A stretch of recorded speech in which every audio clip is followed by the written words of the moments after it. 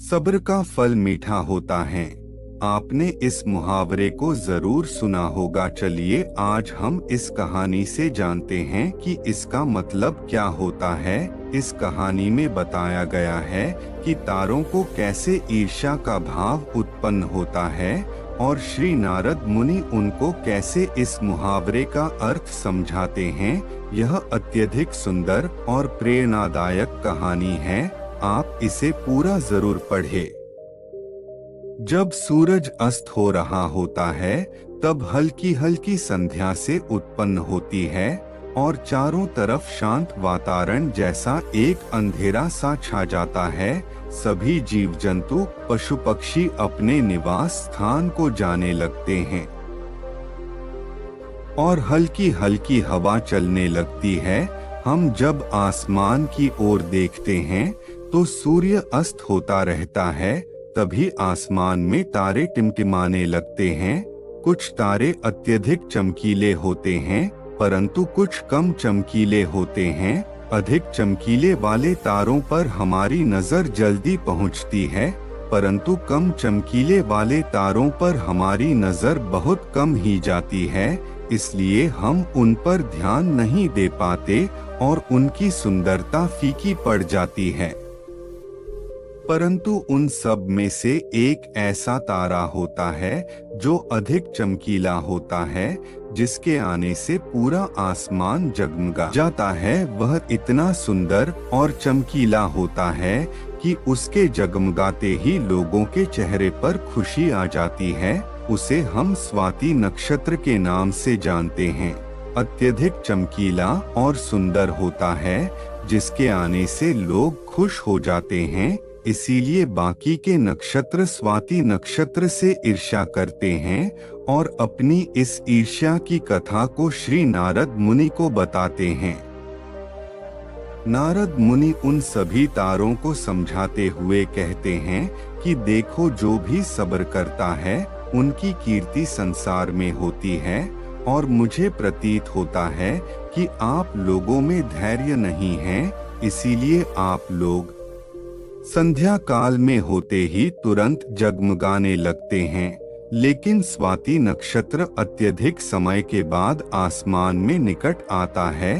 तभी उसकी प्रतिस्पर्धा इतनी अधिक होती है, तभी सभी लोग के चेहरे पर मुस्कान आती। इसीलिए कहा जाता है कि हमें सब्र करना चाहिए क्योंकि उसका फल मीठा होता है।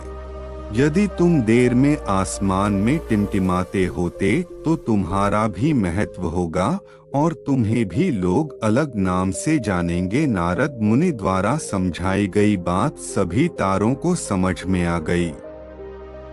सब्र का फल मीठा होता है, यह बात हम सब जानते हैं और इसे हम लोगों ने महसूस भी किया है। मैं हमेशा अपने कार्य को पूरा करने के बाद उसके परिणाम के इंतजार में उतावला हो जाता हूँ या फिर अपने आने वाले कार्य को पूरा करने के लिए उतावला हो जाता हूँ, जिससे मेरा आने वाला कार्य बिगड़ जाता है।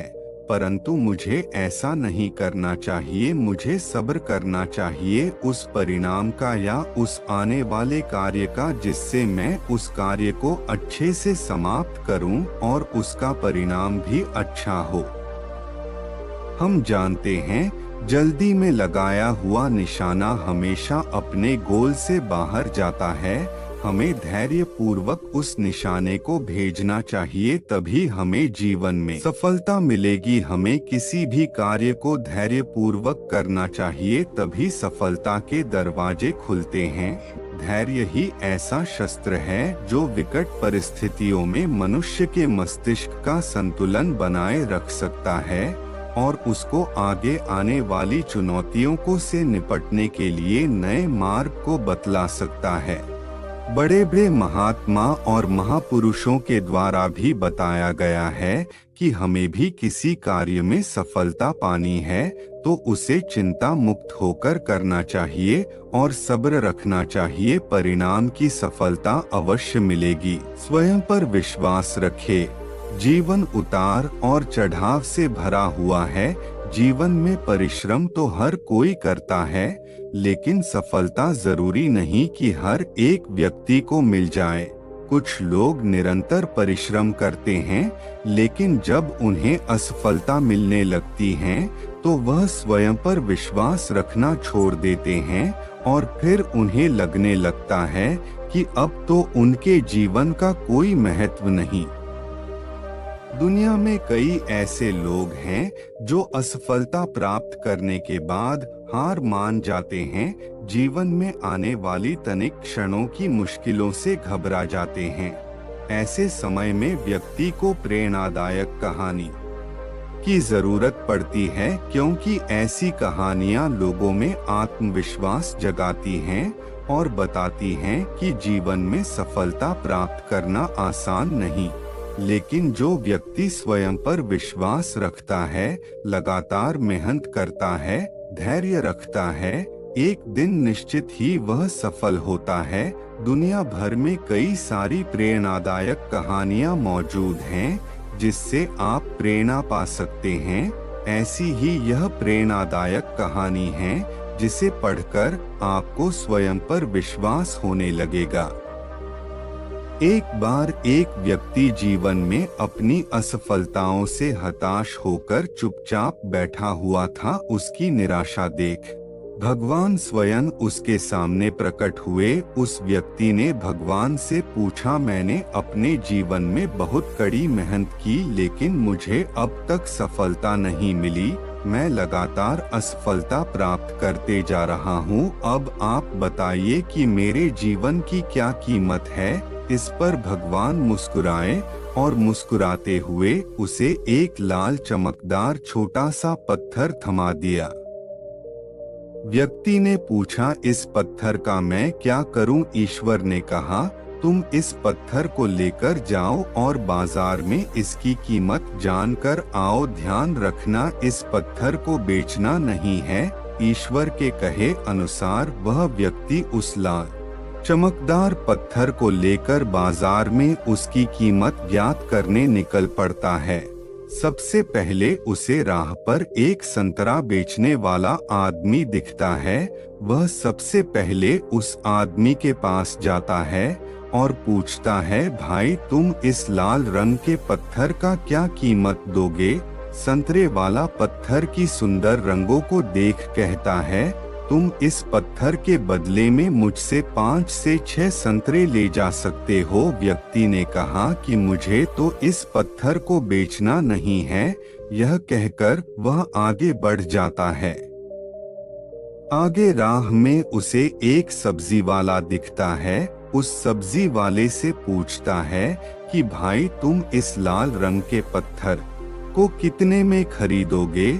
सब्जी वाला भी उस पत्थर की खूबसूरती से आकर्षित होकर कहता है कि तुम्हें इस पत्थर के बदले में मैं एक बोरा आलू दे सकता हूँ, बताओ बेचोगे इस पत्थर को? व्यक्ति कहता है, नहीं, मुझे इस पत्थर को नहीं बेचना है। अब वह व्यक्ति सीधे एक सोनार की दुकान चला जाता है। सोनार के दुकान में बहुत बेशकीमती खूबसूरत गहने पड़े हुए थे। वह व्यक्ति अब उस सोनार को पत्थर दिखाते हुए पूछता है कि इस पत्थर की कीमत क्या लगाओगे? सोनार बहुत ध्यान से उस पत्थर को देखता है। अंत में वह कहता है कि इस पत्थर के बदले में मैं तुम्हें 1 करोड़ रुपए दे सकता हूँ। लेकिन वह व्यक्ति बोलता है कि मुझे इस पत्थर को नहीं बेचना। सोनार को लगता है कि शायद दाम कम बता रहा हूँ, इसीलिए वह पत्थर बेचने से मना कर रहा है।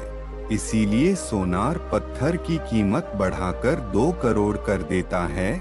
लेकिन वह व्यक्ति तब भी यही कहता है कि मैं इस पत्थर को तो बेच ही नहीं सकता।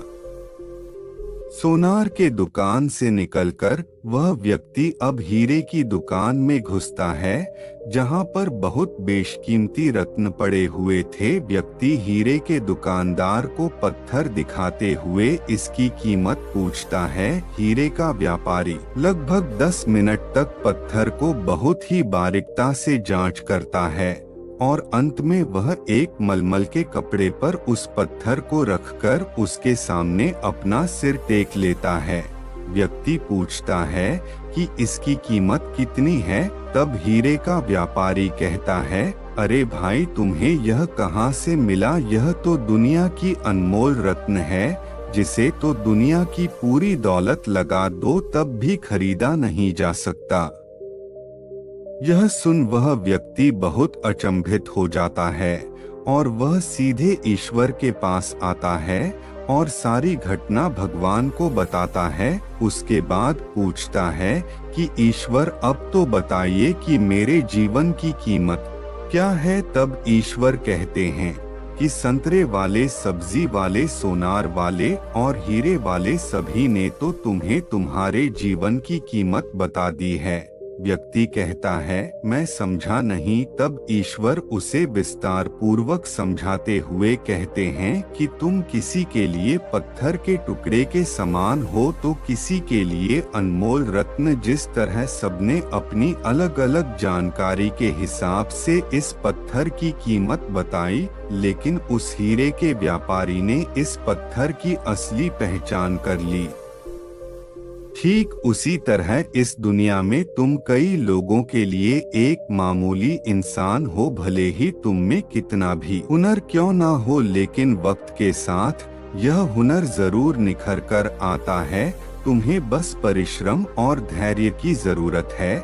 सिख इस कहानी से हमें यही सीख मिलता है कि हर मनुष्य को खुद पर विश्वास रखना चाहिए। यदि व्यक्ति को खुद पर विश्वास नहीं तो उसके जीवन की कीमत कुछ भी नहीं, क्योंकि जिसे खुद पर विश्वास होता है और वह परिश्रम करता है तो एक दिन हीरे के व्यापारी के की तरह उसकी कीमत लोगों को समझ